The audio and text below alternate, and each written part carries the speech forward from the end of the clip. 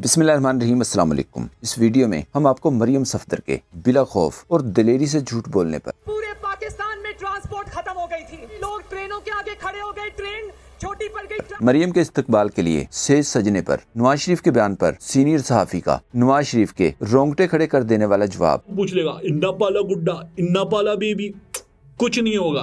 पर आप बताएं, वो जब से सियासत में है कभी इंडिया गए?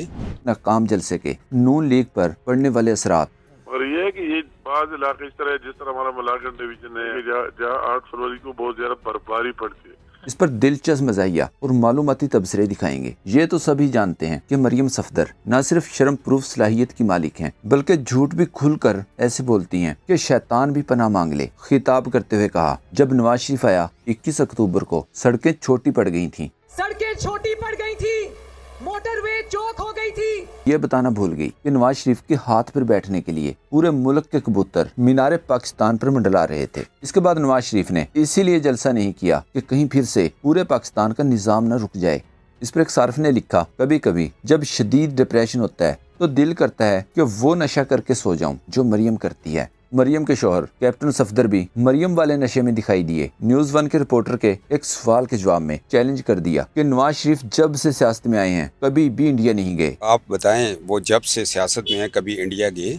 गए सर। कब गए? रिकॉर्ड अगर हो तो मैं इस्तीफा दे दूं, तो नहीं तो आपको सहाफत छोड़नी पड़ेगी। बिल्कुल वाजपेयी साहब ठीक कहते हैं, उनकी पीठ में छुरा वाकईतन घोंपा गया। अगर याद रहे, नवाज शरीफ ने वापसी के बाद सिर्फ एक वलीमा किया था। इसके बाद कल डरते डरते मरियम सफदर को टेस्ट किया गया था और ये जलसा बुरी तरह नाकाम रहा, जिसे इनके अपने चैनल्स ने नाकाम शो करार दिया। मरियम के आते ही लोग जलसा गाह से क्यों निकलने लगे थे। इस पर इमरान अफजल राजा ने कहा, जब लोग समझे कि अल्लाह दित्ता पेप्सी शो करेगा और आगे से मरियम सफदर खुद निकल आए।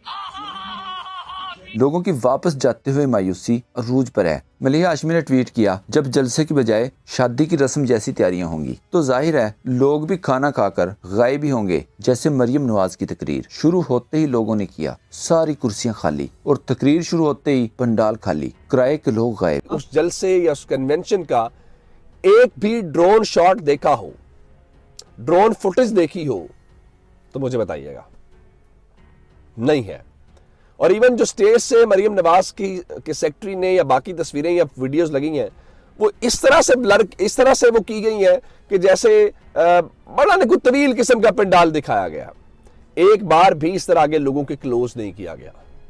ये इनका हाल है। अच्छा, अब वो कह रहे हैं जी फ्लॉप शो, 70% पंडाल मरियम नवाज की तकरीर के दौरान ही खाली हो गया, और उसके ऊपर जो लीडरशिप है, कारकुनों की मायूस कुन तादाद के ऊपर जो पार्टी क़यादत है, उन्होंने नोटिस ले लिया है। और ना सिर्फ नोटिस लिया है बल्कि जो मुतल्लिका हल्के के टिकट होल्डर्स MNA और MP हैं, उनको लाइन हाजिर करते हुए उनसे जवाब तलबी भी कर ली गई है कि आप ये बताएं कि लोग क्यों नहीं आए। हालांकि उनको पता होना चाहिए कि लोग क्यों नहीं आए। मोनिस इलाही ने कहा, मरियम बीबी ये गुजरात है, आपकी मासी का वेड़ा नहीं। गुजरात ने PTI के हक में फैसला दे दिया है, आप ग्वाल मंडी बचाओ अगर बचा सकती हो तो। इस पर शहबाज गिल ने लिखा, चौधरी साहब वैसे ज्यादती की है आपने, बेटियां और मासियां सांझी होती हैं। आपकी मेहमान थी मासी मरियम साहबा, आप 4 बंदे ही भेज देते। याद रहे जलालपुर जट्टा के फ्लॉप होने वाले जलसे पर मरियम के लिए एक बहुत बड़ी सेज सजाई गई थी। इस पर इमरान अफजल राजा ने लिखा, सूत्रों के अनुसार फिल्म का नाम सुहागन एक रात की, या छोटी सी जलसी के बाद सुहागन बनी विधवा। अजहर मशवानी ने लिखा, फिर मुंह पटवारियों,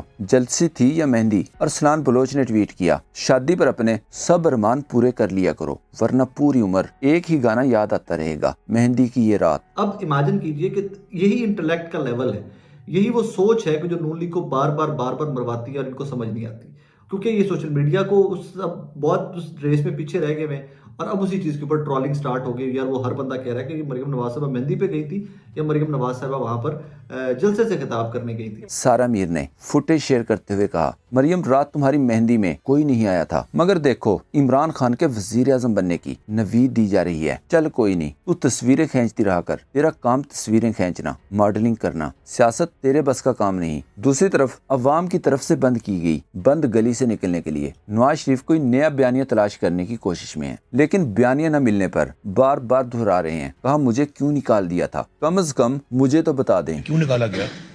मुझे पता लगना चाहिए कि 1999 में क्यों निकाला गया। दोबारा से अगर हम देखें तो नवाज शरीफ साहब जो हैं मुझे क्यों निकाला वाली गुफ्तगू की तरफ वापस बढ़ रहे हैं। और शरीफ से हमारे मुल्क का सिस्टम पूछ लेगा, इन्ना पाला गुड्डा इन्ना पाला बेबी। इस पर सीनियर सहाफी शाहीन सहबाई ने जवाब दिया, समझ नहीं आ रही, जब से नवाज शरीफ वापस आए हैं नहला धुलाकर तशरीफ साफ कर दी गई है, मगर उस्ताद जी ने ये नहीं बताया कि कहना क्या है। जहाँ जाते हैं इनकी सुई मुझे क्यों निकाला पर अटक जाती है। बीमारी बढ़ रही है, सुई भी बढ़ रही है, और अब वो मुझे 97 में और 93 में क्यों निकाला तक पहुंच चुके हैं। थोड़े दिन में खतरा है कि कहीं ये ना पूछने लगे मुझे अम्मा ने पेट से क्यों निकाला। उधर फजलू साहब बोले, हमें मुनाफिकत के खिलाफ जंग करनी है। क्या मौलाना अपने ही खिलाफ तलवार या डंडा या शलवार उठाकर जंग करेंगे? और मरियम बीबी फरमाती हैं पूरे पाकिस्तान में शेर जीतेगा। अच्छा, तो बाकी सारे जंगल को कहाँ छुपा कर रखेंगी मोहतरमा? पूछते हैं वो जालिम कौन है, कोई बतलाए कि हम बतलाएं क्या? परवेज खटक को देखें, ये इमरान खान की तारीफ थी या तनकीद? मैंने इमरान खान को कहा आपकी जिंदगी को खतरा है। इमरान खान ने जवाब दिया, मुझे कोई फिक्र नहीं, शहीद हुआ तो मेरा नाम हमेशा रहेगा। इसके बाद मैं डर गया, मुझे लगा ये शख्स मुल्क में डिक्टेटरशिप लाना चाहता है। इमरान खान ने अपने डर के ऊपर काबू पा लिया,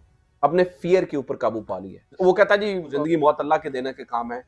इसी डर खत्म करने की वजह से इमरान खान को अभी जो भी डील्स ऑफर की जा रही हैं इमरान खान ने उससे इनकार कर दिया। या तो आपको बाहर भेज दिया जाए, और दूसरा यह है कि आप बनी गाला या ज़मान पाक में नजरबंद हो। कहा खान किसी पर इतबार नहीं करता था, बिला तबसरा। ये क्लिप देखें।